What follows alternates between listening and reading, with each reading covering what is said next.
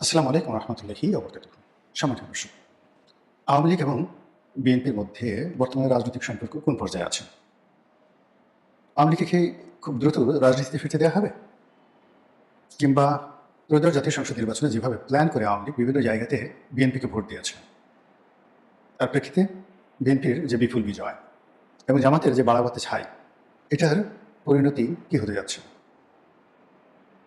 আওয়ামী লীগ যে বিএনপিকে ভোট দিল, অনেক ক্ষেত্রে বলা হয়ে থাকে যে উপরে থেকে নির্দেশ এসেছিল। বাংলাদেশ আওয়ামী লীগের অনেক যারা নেতা আছেন, তাদের সঙ্গে কথা হয়েছে। তো অনেক প্রার্থী, তাদের সঙ্গে কথা হয়েছে, অনেক প্রার্থী পরাজিত হয়েছেন, বিজয়ী হয়েছেন। যারা জয়ের ব্যাপারে শতভাগ নিশ্চিত ছিলেন, তারা অনেকে বলার চেষ্টা করেছিলেন যে একেবারে নির্বাচনের শেষ দিকে এসে আওয়ামী লীগের ভোটার যারা আছে তারা ইউটার্ন করে বিএনপির দিকে চলে যাওয়ার কারণে অনেক সম্ভাব্য প্রার্থী তারা বিজয়ী হতে পারেনি। এখন এই যে আওয়ামী লীগের ভোটাররা বিএনপির দিকে সুইং করলেন এবং জামাত যেখানে শতভাগ নিশ্চিত ছিল যে তারাই বিজয়ী হবে, সেই বিজয়টা মূলত বিএনপির ঘরে তুলে দেওয়া হলো। তারেক রহমান সাহেব এখন প্রধানমন্ত্রী, এর বেনিফিট আওয়ামী লীগ আদৌ পাচ্ছে কিনা? সরকার গঠনের একদিন দুদিন পরে আওয়ামী লীগের মধ্যে একটা ব্যাপক, যাকে বলা হয়, আশা আকাঙ্ক্ষা দেখা গিয়েছিল। একজন দুজন আওয়ামী লীগ নেতা জামিন পেয়েছিলেন, পরবর্তীতে আবার সেই জামিন স্থগিত করা হয়েছে। আবার বিপরীতমুখী যে ঘটনা ঘটেছে, বেশ কয়েকজন পুলিশ কর্মকর্তা তাদের অধীনস্থ থানাগুলোকে নির্দেশনা দিয়েছেন যে আওয়ামী লীগের কোনো নেতা যদি জেলখানা থেকে জামিন পান, তাকে যেন শোন অ্যারেস্ট দেখিয়ে, অর্থাৎ অন্য একটি মামলায় শোন অ্যারেস্ট দেখিয়ে সঙ্গে সঙ্গে জেলে পড়া হয়। এগুলো অবস্থা চলছে। তার ফাঁকে ৭ই মার্চ, যেটা বঙ্গবন্ধুর সেই ঐতিহাসিক ভাষণকে কেন্দ্র করে যে রাষ্ট্রীয় আচার ছিল, সেটা তো এবছর হয়নি। অধিকান্ত যে ঘটনাটি ঘটেছে সেটা হলো কিছু ছাত্রছাত্রী ঢাকা বিশ্ববিদ্যালয় ক্যাম্পাসে শাহবাগ চত্বরে এই বঙ্গবন্ধুর ভাষণ বাজানোর চেষ্টা করেছিলেন। সেখানে জামাত এবং শিবিরের যারা লোকজন আছেন তারা ব্যাপক আক্রমণ করেছেন, মব তৈরি করেছেন এবং অনেকটা ইনুস জামানার মতো মব তৈরি করেছেন এবং তাদেরকে পুলিশের হাতে তুলে দেওয়া হয়েছে। পুলিশ তাদেরকে গ্রেপ্তার করেছে। যেভাবে গত ১৭ মাসে তারা মবের কাছে আত্মসমর্পণ করেছে, একইভাবে এবারও পুলিশ সেই মবের অনুগত থেকে যারা এই যাকে বলা হয় ৭ই মার্চের ভাষণ বাজানোর চেষ্টা করেছে, তাদের বিরুদ্ধে আমি আজকের এই সময়টা পর্যন্ত মামলা হয়েছে কিনা বলতে পারবো না, তবে গতকাল রাত পর্যন্ত যেটা আমরা জেনেছি যে তাদের বিরুদ্ধে মামলা হচ্ছে। তো এই অবস্থাতে আওয়ামী লীগের ফিরে আসাটার সম্ভাবনা কতটুকু, আদৌ এটা সম্ভব হবে কিনা, আগামী দিনের রাজনীতির কী ধরনের সমীকরণ ঘটতে যাচ্ছে, সেই বিষয়গুলো নিয়ে সংক্ষেপে আলাপ আলোচনা করার চেষ্টা করব। প্রথমেই তারেক রহমান সাহেবের ব্যক্তিগত অ্যাটিটিউড বোঝার চেষ্টা করুন।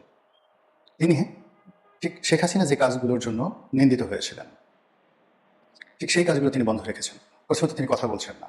শেখ হাসিনা প্রচুর কথা বলতেন, সে তুলনায় তারেক রহমান সাহেব এই যে কথা বলছেন না, এটা শেখ হাসিনার যে রেজিম, সেই রেজিমের জন্য একটা বিরাট চ্যালেঞ্জ। দ্বিতীয়ত, শেখ হাসিনা সংবাদ সম্মেলন করতেন অহরহ, তিনি সেই কাজটিও তিনি করছেন না। তারপর শেখ হাসিনা চলাফেরা করতেন প্রধানমন্ত্রীর মতো, একেবারে একটি যাকে বলা হয় রাজাবাসার যে স্টাইল, বা ধরুন পৃথিবীর সবচেয়ে পাওয়ারফুল একজন প্রধানমন্ত্রী যেইভাবে রাজস্বিকতা নিয়ে চালচলন করেন, শেখ হাসিনা ঠিক সেভাবে চলতেন। বিশ্বের বিভিন্ন দেশে চার্টার প্লেন করে যেতেন, তার সঙ্গে ২০০-২৫০ সঙ্গী সাথী থাকতেন।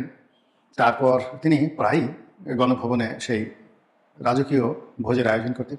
নৃত্য হতো, গীত হতো, গল্প হতো, কবিতা হতো, আরও কত কিছু। সব মিলিয়ে আরব্য রজনীর যে কাহিনী, সেই কাহিনীর মতোই তিনি তার যে রাজনৈতিক জীবন, সেই রাজনৈতিক জীবনটিকে তিনি বর্ণাঢ্য করে ফেলেছিলেন। অন্যদিকে তারেক রহমান সাহেব শেখ হাসিনার এই কর্মটিকে রীতিমতো চ্যালেঞ্জ ছুড়ে দিয়েছেন। তিনি একেবারে নিপাট একজন নিম্ন মধ্যবিত্ত যুবকের মতো চালচলন করেন। তার পোশাক, তার হাতের ঘড়ি, তার প্যান্ট, তার পায়ের জুতো, সব কিছুই আপনি বলতে পারবেন যে এগুলো দামি জিনিস নয়, সাধারণ মানের জিনিসপত্র তিনি চলাফেরা করেন। তার ব্যক্তিগত যে গাড়িটি রয়েছে, যেটা তার যাকে বলা হয় অফিস থেকে দিয়েছে, অফিস মানে বিএনপি অফিস, তো বিএনপি নেতাকর্মীদের টাকায় কেনা যে গাড়ি, সেই গাড়িতে তিনি চলাফেরা করছেন এবং এই গাড়ির তেল, ড্রাইভার বাবদ তিনি রাষ্ট্র থেকে কোনো অর্থ নিচ্ছেন না।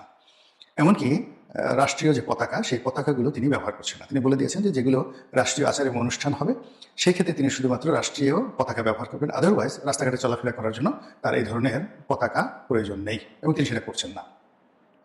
এর ফলে শেখ হাসিনার সেই যে রাজস্বিক জীবন আর তারেক জিয়ার যে সাধারণ জীবন, এটি আমাদের দেশের যারা আমজনতা তারা ভীষণ রকম মানে পছন্দ করছেন।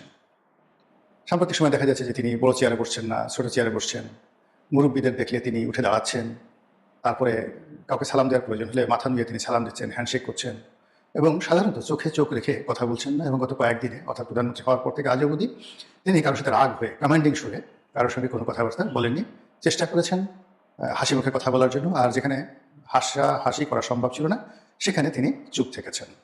তো এই জিনিসগুলো রীতিমতো শেখ হাসিনা, আওয়ামী লীগের জওয়ানা তাদের সবাইকে চ্যালেঞ্জের মুখে ফেলে দিয়েছে। আপনি যদি আওয়ামী লীগের যে সকল মন্ত্রী খুব স্টাইলিশ ছিলেন, বিশেষ করে ওবায়দুল কাদের সাহেব ছিলেন, রুহেল আহমেদ সাহেব ছিলেন, আরও অনেকে, তারা খুব স্টাইল করে চলতেন, ভালো পোশাক আশাক করতেন, ভালো গাড়িতে চলতেন, তারপরে তারা যেখানে যেতেন সেখানেই দুটি ছড়াতেন। ঠিক ওইরকমভাবে জনাব তারেক রহমান সাহেব নিজে এবং তার কোনো মন্ত্রী যেন সেই কাজ করতে না পারে, তিনি কঠোর সেই নজরদারি রক্ষা করছেন। তিনি যেটা শেখ হাসিনা চালু করেছিলেন যে প্রধানমন্ত্রী নিয়মিতভাবে সচিবালয়ে অফিস করবেন, তো এটা তিনি পালন করতে পারেননি। মাঝে মধ্যে তিনি অকেশনালি বা অর্নামেন্টালি, আলংকারিকভাবে তিনি সচিবালয়ের অফিসে যেতেন। এখন তারেক রহমান সাহেব এটাকে নিয়মিত করছেন। তিনি নিয়মিত অফিসে যাচ্ছেন এবং নির্দিষ্ট সময়ের মধ্যে অফিসে হাজিরা দিচ্ছেন। এর ফলে কি হলো, সরকারি কর্মকর্তা এবং মন্ত্রীদের মধ্যে রীতিমতো দৌড়দৌড়ি শুরু হয়ে গেছে। মন্ত্রীদেরকে দেখা যাচ্ছে যে তারা নিজেরা ব্যাগ হাতে, ব্রিফকেস হাতে তারা দৌড়দৌড়ি করে মন্ত্রিপরিষদের বৈঠকে যাচ্ছেন, মন্ত্রণালয়ে যাচ্ছেন। সচিবালয়ে সাধারণত যেভাবে দালাল খড়িয়েদের একটা ভিড় থাকতো, সেই ভিড় অনেকটা কমে গেছে। প্রতিটি কাজই আওয়ামী লীগের জন্য রীতিমতো চ্যালেঞ্জ হয়ে দেখা দিয়েছে।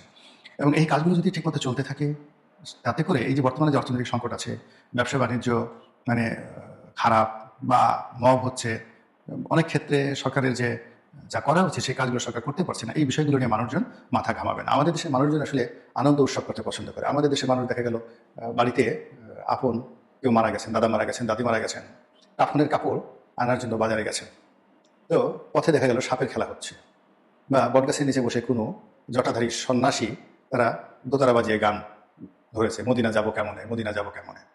এখন যে লোক কাফনের কাপড় কেনার জন্য বাজারে যাচ্ছিল, আতর কেনার জন্য বাজারে যাচ্ছিল, সে তার যে আত্মীয় মারা গেছে সেটা ভুলে গিয়ে বটগাছের তলায় বলে গিয়ে যে গান গাছে মদিনা যাবো কেমনে, সেই গান সে দাঁড়িয়ে দাঁড়িয়ে শুনছে। এই হলো আত্মভোলা বাঙালির স্বাভাবিক চরিত্র।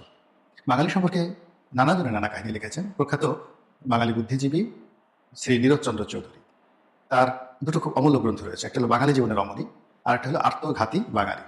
এই দুটো বই যদি আপনারা পড়েন, অসাধারণ ধারণা পেয়ে যাবেন এই জাতিগোষ্ঠী সম্পর্কে। তো সেক্ষেত্রে যারা তারেক রহমান সাহেব লন্ডনে থেকেছেন, তিনি বা তার যারা লোকজন রয়েছেন, বিএনপির গবেষণা ছেল। আমি একবার ওই যে একজন খুব উগ্রবাদী আওয়ামী লীগ নেতা ছিলেন আহমদ হোসেন, যার সঙ্গে আমার একটা টকশোতে বেশ হট টক হয়েছিল, তো সেখানে আমি বলেছিলাম যে বিএনপির একটা গবেষণা সেল আছে।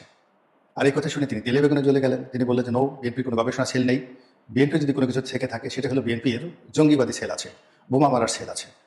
তো সেই কথা, তার যে সেই আবেগপূর্ণ ভাষণ যে কতটা অসার ছিল, এটা এখন এই অল্প কয়েকদিনের যে বিএনপির কার্যক্রম, সেই কার্যক্রম দেখলে বুঝতে পারবে যে তারেক রহমান সাহেব তার যে 2001 থেকে 2006 সনের ড্রেস কোড, তার চলা ফেরা, কথাবার্তা, বন্ধু বান্ধব যা কিছু আছে, এটার 1% আপনি এখন দেখতে পাচ্ছেন না।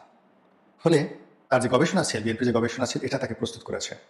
আগে তিনি যে ভাষায় কথা বলতেন, এখন তিনি সে ভাষায় কথা বলছেন না। আগে যে ভাষায় তাকাতেন এবং যে ধরনের উদ্যত আচরণ তার মধ্যে ছিল বলে শোনা যায়, তার একটু উদ্যত আচরণ এই উনি ক্ষমতা গ্রহণ করার পর থেকে আজ অবধি, তার তো প্রায় 3 মাস হয়ে গেল, তো আজ পর্যন্ত সেই ঘটনা কিন্তু ঘটেনি।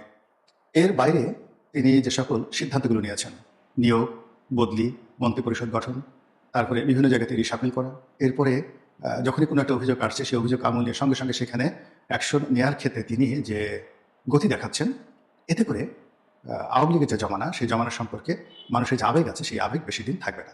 আমাদের দেশে বোঝার চেষ্টা করুন, মানুষ সেই খালি গায়ে থাকে, খালি গায়ে থাকে। গ্রামের অনেক মানুষ একটা গামছা পরে সেই সেই সারাদিন কাটিয়ে দেয়। তার আর কোনো বস্ত্র প্রয়োজন হয় না, ওই গামছাটা